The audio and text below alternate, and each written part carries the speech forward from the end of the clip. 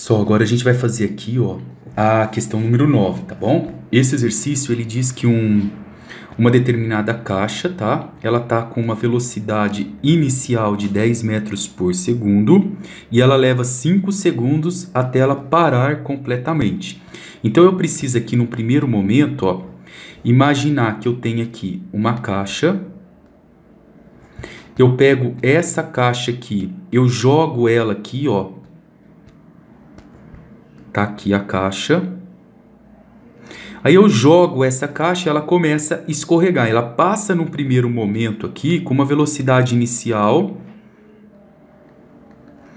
de 10 metros por segundo.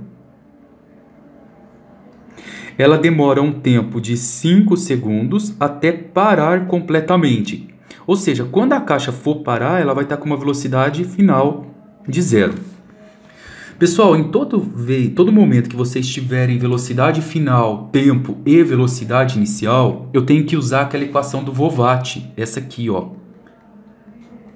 Mas por que eu vou precisar usar o Vovat aqui? Porque eu vou calcular o valor da aceleração que eu vou precisar, tá bom?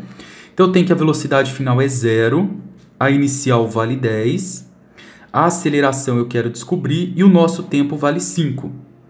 Então, eu vou ter como resultado aqui, ó, 5A é igual a menos 10. O nosso A vai dar menos 2 metros por segundo ao quadrado. Essa aceleração deu negativa, pessoal, porque a caixa, ela tá o quê? Ela tá parando, tá bom? Nessa atividade, ele pede para a gente calcular aqui o coeficiente de atrito cinético. A palavra coeficiente de atrito cinético quer dizer coeficiente de atrito dinâmico, tá? Cinético é a mesma coisa que dinâmico. Eu quero calcular isso aqui, ó. Lembrando para vocês que quando eu falo em força de atrito, eu tenho μ vezes a normal. Agora, pessoal, vamos pensar o seguinte: quantas forças eu tenho atuando nessa caixa? Somente a força de atrito. Isso que é um macete do exercício. Eu não tenho uma força atuando aqui na frente. Por quê? Porque essa caixa já estava em movimento e não tem nenhuma corda puxando ela. Imagina que você pega uma cadeira e empurra a cadeira. Aí você faz uma força e depois ela continua por si só. Quem vai estar atuando é só a força de atrito, tá bom? Então, nesse caso aqui, isso não tem.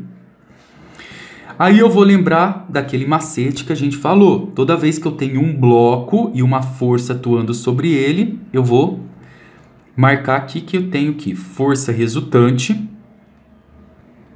é igual massa vezes aceleração. Quem é a força resultante? Qual é a única seta que eu tenho atuando no exercício? É a minha força de atrito. Então, isso é igual massa vezes aceleração. Qual que é a fórmula que nós aprendemos para força de atrito? Ah, professor, essa eu lembro. Força de atrito é μ vezes a normal. Então, eu vou vir aqui, vou abrir.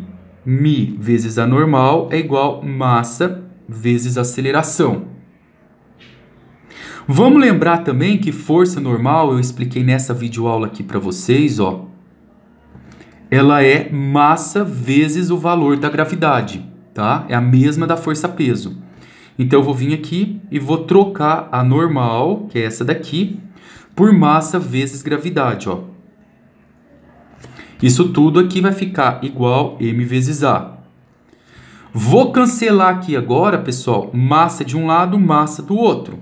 Então, eu tenho que a nossa aceleração é igual μ vezes a gravidade. Eu descobri aqui a aceleração, ó, vale 2. Mas eu uso ela em módulo, tá bom? Não preciso colocar, é só para indicar que ela está desacelerando. Então, vai ficar 2 é igual o μ vezes o 10 da gravidade. Então, a gravidade vai ficar 2 dividido... Opa! O nosso μ vai ficar 2 dividido por 10. Isso daqui vai dar 0,2. Isso que a gente achou é o coeficiente de atrito dinâmico, tá? Que ele pode ser chamado também de cinético. Pessoal, agora vamos aqui, ó, mais um exercício. Nessa atividade aqui, eu tenho que um bloco com uma massa de 20 quilos, tem um coeficiente de atrito estático 0,3 e um coeficiente de atrito dinâmico 0,2. E eu quero verificar se esse bloco vai entrar ou não em movimento, caso eu aplique cada uma dessas forças aqui. Então, primeira coisa, se eu aplicar aqui uma força de 40 newtons, ó, que é o primeiro caso, 40 newtons,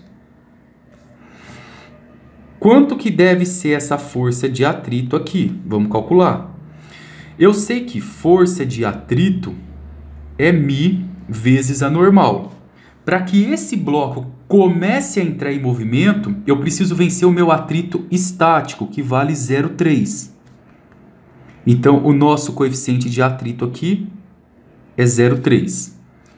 Agora, olha a força normal. A normal nossa, aqui no caso, ela vale, o bloco tem 20 quilos. Se ele tem 20 quilos, ele tem uma força-peso aqui de 200 newton, que é 20 vezes 10, certo? Então, a normal também é igual a força-peso, também vai ser 200 newtons.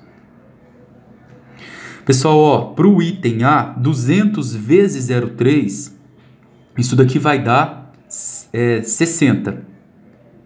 O que eu estou dizendo?